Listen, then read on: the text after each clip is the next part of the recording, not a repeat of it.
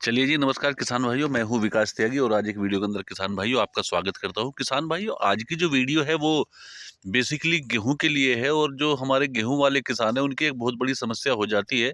जब उनका गेहूँ बड़ा हो जाता है, खासकर जिस टाइम पे गाभे की अवस्था आ जाती है। गाभे की अवस्था यानी कि जब झंडा पत्ता निकल जाता है तो उस टाइम पे जैसे ही गेहूँ निसरना चालू होता है तो एक समस्या अमूमन सभी किसानों के खेत में आती है और वो है जी समस्या चूहों की। अब चूहों की समस्या इतनी खतरनाक समस्या है किसान भाइयों, मैं आपको बताना चाहता हूँ। जो चूहे होते हैं वो जो आपकी अनाज वर्गीय फसल है उनमें बहुत ज़्यादा लगते हैं, जैसे आपके दाल तिलहन जो भी आपकी फसलें हैं। खासकर मैं आपको बता दूं, गेहूँ के खेत में और धान के खेत में, यानी कि गेहूँ के खेत में और धान के खेत में सबसे ज़्यादा इनका प्रभाव देखने को मिलता है। क्यों मिलता है? क्योंकि धान की महक से और जो गेहूँ है इनकी जो इनकी सुगंध आती है इनको बहुत आस-पास से भी और दूर-दूर से भी चूहे खींचे चले आते हैं वहाँ पर। और वो सबसे बड़ी प्रॉब्लम उनकी क्या होती है? चलो ठीक है, चूहे तो आ गए, लेकिन उनकी प्रॉब्लम सबसे बड़ी किसान भाइयों ये होती है, जैसे हम खेत के अंदर हमारे खेत के अंदर चूहे आए, उसके बाद हम क्या करते हैं, मार्केट के अंदर जाते हैं, कुछ कीटनाशक वगैरह लाते हैं और उसको डाल देते हैं। तो किसान भाइयों होता क्या है, मैं आपको बताने की कोशिश कर रहा हूँ, डीपली नॉलेज देने की कोशिश कर रहा हूँ। होता क्या है, एक चूहा तो खाकर उसको मर जाता है, लेकिन बाकी के जितने भी चूहे हैं वो सतर्क हो जाते हैं। तो किसान भाइयों, इनसे बचने के लिए क्या कुछ करना होता है, मैं आपको बिल्कुल साधारण भाषा में एक दो तरीके बताऊंगा। दोनों तरीके बिल्कुल देसी तरीके हैं। मारने की जरूरत बिल्कुल नहीं पड़ने चूहों को, वो आपके खेत से इतनी दूर चले जाएंगे कि वो बिल्कुल वापस वो उधर लौटेंगे भी नहीं।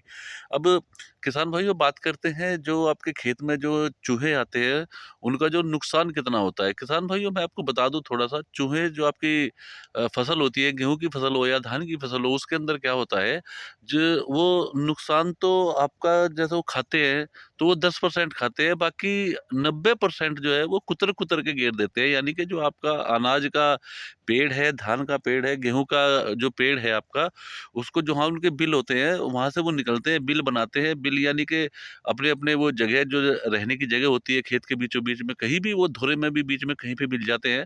तो वो क्या काम करते हैं, वो खाते बहुत कम है अनाज को, लेकिन वो जो है कुतर कुतर का, यानी कि नुकसान बहुत ज्यादा दे देते हैं। इसलिए किसान भाइयों, होता क्या है कि हमारी जो पैदावार है वो बहुत डिस्टर्ब हो जाती है और नुकसान बहुत बड़ा हो जाता है अगर हम इस चीज को देखते हैं। तो चलिए किसान भाइयों, इसी के लिए मैं आपको थोड़ा बताने की कोशिश करूंगा कि हम उसमें क्या कुछ कर सकते हैं। तो किसान भाइयों, सबसे पहले हमें क्या करना होता है, जब भी हम चूहे मारने की दवाई लेकर आए तो उससे पहले हमें चूहे के दिमाग को समझना हो तो बहुत ज़रूरी हो जाता है, क्योंकि इनकी एक थिंकिंग होती है। किसान भाइयों, वैज्ञानिक शोध पे ये बिल्कुल सिद्ध हो चुका है कि किस जो हमारे जो चूहे होते हैं उनके पास दो ऐसी शक्तियाँ होती है जो उनको बहुत मजबूत बनाती है। नंबर एक जो होती है, वो सूंघने की क्षमता उनकी बहुत ज़्यादा हो जाती है। सूंघने की क्षमता चूहे की बहुत बड़ी होती है जी। और नंबर 2, जो उनकी याददाश्त होती है, यानी कि जो उनकी याददाश्त है, जो उनकी एक एक तरीके से बोल सकते हैं, जो ना भूलने की क्षमता, याददाश्त, यानी कि जो उनकी दिमाग की शक्ति है, ये 2 बहुत ज़्यादा उनके पावरफुल हैं। और इसीलिए क्या होता है, जभी भी हम दवाई डालते हैं खेत के अंदर, तो उसमें क्या होता है कि अगर चूहा किसी भी चीज़ को एक बार खतरा मान ले, दोबारा से मैं बता रहा हूँ, चूहा अगर किसी भी चीज़ को एक बार खतरा मान ले, यानी कि उसको पता चल गया कि ये चीज़ मेरे लिए नुकसानदायक है, तो किसान भाइयों, वो उस खतरे को जीवन भर नहीं भूलता। यानी कि उसकी याददाश्त तो बहुत ज़्यादा हाई होती है चूहे की। इसलिए ही हम जब भी दवाई लाके डालते हैं तो उससे कुछ आराम तो मिलता है, लेकिन वो फिर उसके आस-पास भी नहीं रहता और वो दूसरी जगह जाकर अपना बिल बनाता है अपना, और वहाँ पर वो नुकसान करना चालू कर देता है। हमारी जो फसल है उसको कट ऑफ करना चालू कर देता है। खाता बहुत कम है, लेकिन कुतरता बहुत ज़्यादा है। तो किसान भाइयों, इसके लिए क्या करना चाहिए? अब मैं आपको बताऊँगा जी, 2 ऐसे तरीके बता दूँगा, आपको बिल्कुल भी चूहों को मारने की ज़रूरत नहीं पड़ने की, आपको मार्केट से कुछ चीज़ ज़्यादा लाने की ज़रूरत नहीं पड़ने की, है ना जी? तो जो आपका पहला तरीका है चूहे भगाने का, पहला तरीका जो आपका फ़िनाइल का तेल होता है जी, फ़िनाइल के तेल आपको लेना है और जहाँ भी आपके खेत के अंदर जो चूहों के बिल है, उसके नियर आस-पास की जो मिट्टी निकालते हैं, वहीं आपको दिखते हैं कि उनका बिल बना रहता है वहीं पर।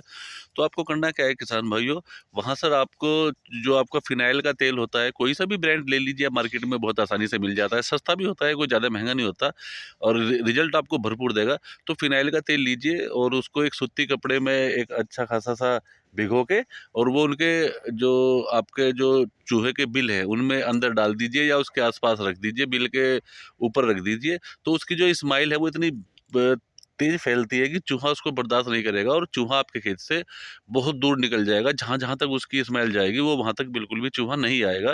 तो ये एक बहुत तरीका है, एक देसी तरीका है चूहे को अपने खेत से भगाने का। मारना कोई नहीं है, मारना तो एक नुकसान है जी, मारना नहीं चाहिए चूहे को, क्योंकि ये हमारा मित्र कीट भी होता है, लेकिन यहाँ पर आकर नुकसान कर देता है। और किसान भाइयों, दूसरा जो तरीका है, दूसरा तरीका आपका आपके घर में ही मिल जाता है। वो भी जो आपकी कपूर की गोलियां आती है, जैसे मार्केट से आप देखते हैं कपूर की गोलियां, वही है जो आप पूजा वगैरह में आप कपूर जलाते हैं, वही कपूर की बात कर रहा हूँ मैं। जो कपूर की गोली आती है, 1-2 रुपए की एक गोली आ जाती है, टिक्की आती है जी। आपको करना है किसान भाइयों, वो टिक्की लाकर आपको नियर आसपास जहाँ भी चूहे के बिल है वहाँ पर आप उसको डाल देना। और जो उसकी स्मेल फैलेगी, जो उसकी दुर्गंध फैलेगी, जो उनके लिए तो दुर्गंध है ना। तो जो जो कपूर की स्मेल फैलेगी तो उससे चूहा बहुत दूर चला जाएगा, बहुत दूर आपके खेत से निकल जाएगा और वापस आएगा भी नहीं, क्योंकि उसकी स्मेल बहुत लंबी चलती है, उसकी जो महक है वो बहुत दूर तक फैलती है, खेत के अंदर चारों तरफ फैल जाएगी।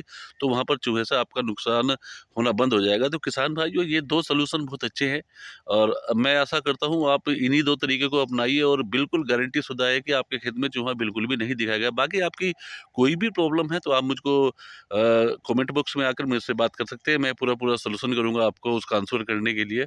बाकी अगर चैनल पर आप नए हैं तो चैनल को सब्सक्राइब ज़रूर कीजिएगा और मिलते हैं जी एक नई वीडियो के साथ। बहुत-बहुत धन्यवाद।